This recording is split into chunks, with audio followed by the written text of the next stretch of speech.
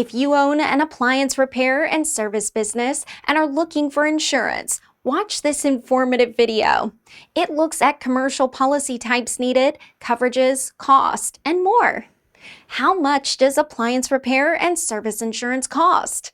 The average price of a standard $1 million or $2 million general liability insurance policy for appliance contractors ranges from $29 to $47 per month, based on location, services offered, payroll, sales, and experience. What type of insurance do appliance contractors need?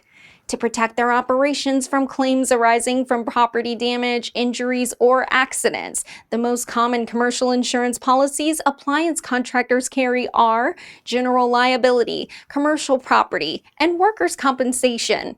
There are other specialty coverages available based on your specific operations. How do I get an appliance repair and service insurance quote?